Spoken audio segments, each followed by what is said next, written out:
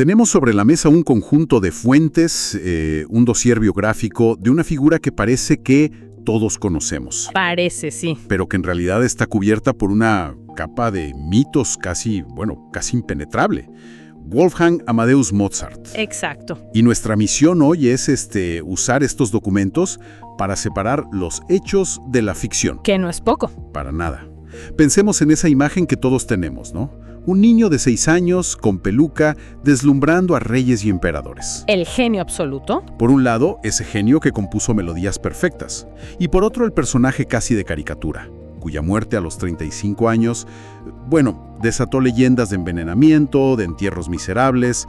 Vamos a desempacar esto. Y aquí es donde se pone bueno, porque estas fuentes nos permiten hacer algo más que solo admirar las partituras. Ajá. Nos dan el contexto, el ecosistema que hizo posible esa música. No hablamos de un genio que apareció de la nada. Claro. Hablamos de un artista que se forjó en giras por toda Europa, que absorbió cada estilo que encontró. Y más importante aún, de un hombre que se atrevió a hacer algo radical para su época. ¿Qué cosa? Romper con el sistema de patronazgo y apostar por ser un artista independiente en Viena. Un acto de valentía, ¿eh? Tremendo. Comencemos por el principio entonces. Los documentos nos sitúan en Salzburgo, el 27 de enero de 1756. Ahí nace. Sí. Y desde el minuto 1, la figura de su padre, Leopold, es central. Absolutamente.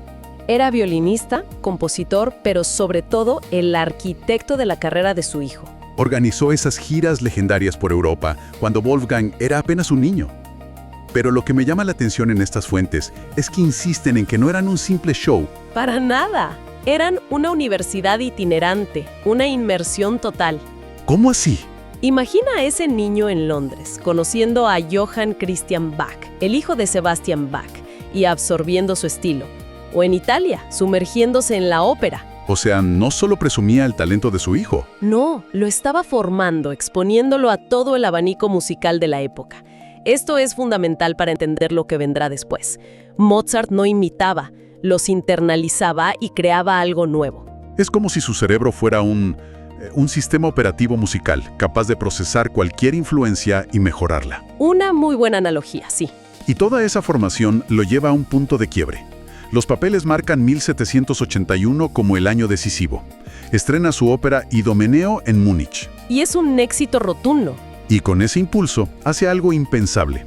Se enfrenta y rompe con su patrón, el arzobispo Colloredo de Salzburgo. Que básicamente lo trataba como a un sirviente con talento. Exacto.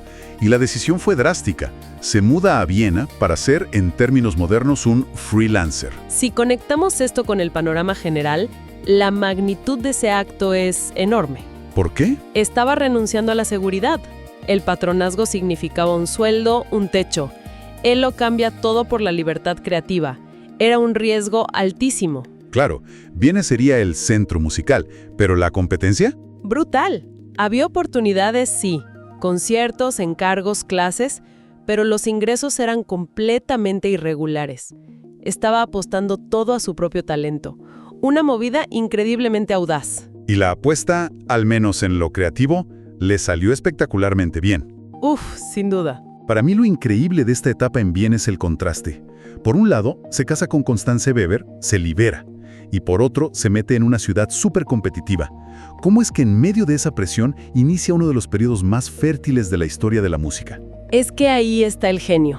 Y las fuentes destacan su colaboración con el libretista Lorenzo da Ponte. Juntos crearon 3 óperas que son, un antes y un después. Totalmente. Y no son solo obras maestras musicales. No, son dramas humanos de una profundidad inédita.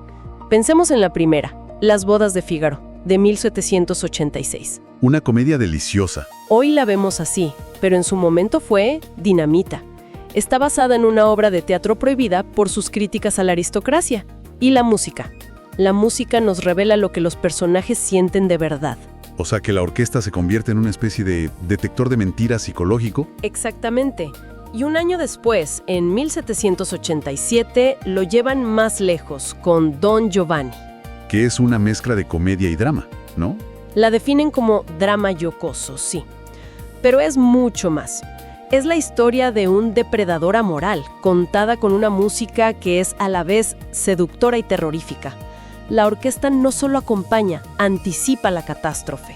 Y para cerrar, Così fan tutte. Así hacen todas. Una exploración agridulce, muy cínica, sobre la fidelidad.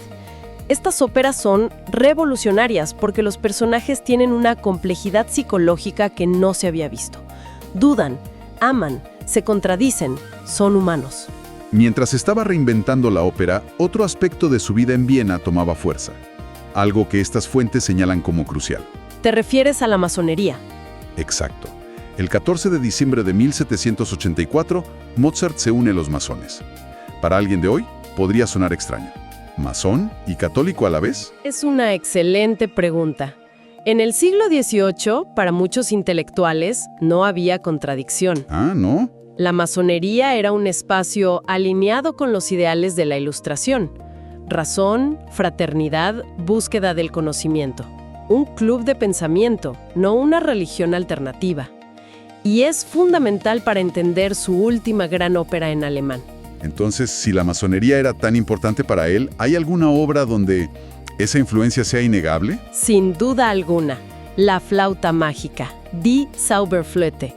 Estrenada en 1791, ¿verdad? El 30 de septiembre de 1791, apenas 2 meses antes de su muerte. Formalmente es un Singspiel, una especie de musical con diálogos, pero su contenido es un manifiesto masónico.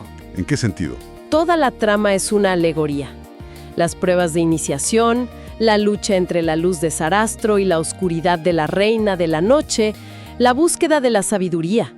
Es un cuento de hadas con una densidad filosófica abrumadora. Es increíble pensar en toda esta explosión de creatividad. Pero los documentos también nos recuerdan la realidad mundana. Así es. En 1787 lo nombran compositor de cámara del emperador José II. Suena muy importante, pero el sueldo era de 800 florines al año. ¿Eso era mucho o poco? Era un ingreso modesto, para nada una fortuna. Era más bien un salvavidas, una ayuda para pagar las cuentas. Su tarea principal era componer danzas para los bailes de la corte. Y aquí es donde vemos una de las grandes paradojas de su vida. Totalmente. Justo al año siguiente, en el verano de 1788, en un momento de graves dificultades económicas, documentadas con cartas donde pide dinero prestado, ¿Qué pasa ese verano? se sienta y en cuestión de semanas compone sus 3 últimas sinfonías, la 39, la 40 y la 41, la Júpiter. Un momento. Las 3 en un solo verano, mientras estaba lleno de deudas. Eso parece sobrehumano. Es una de las hazañas más asombrosas de la historia del arte. Crear música tan perfecta, tan equilibrada, tan llena de luz, en medio del caos y la ansiedad financiera, es increíble. El final de la Júpiter es de otro mundo. Una proeza técnica que parece construida por un arquitecto celestial, no por un hombre preocupado por cómo iba a pagar el alquiler. Y hablando del caos, eso nos lleva directamente a la parte final de su vida, que es donde los mitos realmente estallan. Sí, aquí la ficción se apodera de la historia. Pues vamos a usar la información que tenemos para aclarar las grandes preguntas. ¿Fue realmente enterrado en una fosa común como un indigente? Desmontemos los mitos uno por uno. Empecemos por el entierro. La imagen de Mozart, arrojado a una fosa común bajo la lluvia, es... Potentísima, gracias a la película Amadeus. Pero es falsa. Los registros son claros. Fue sepultado en un Allgemeines-Grab, una tumba común, en el cementerio de St. Marx. Una tumba común no es una fosa de pobres. No en ese contexto. Era parte de las reformas del emperador José II. Era la práctica estándar para la clase media de Viena. No fue un entierro de indigente, sino uno acorde a las normas de la época para alguien de su estatus.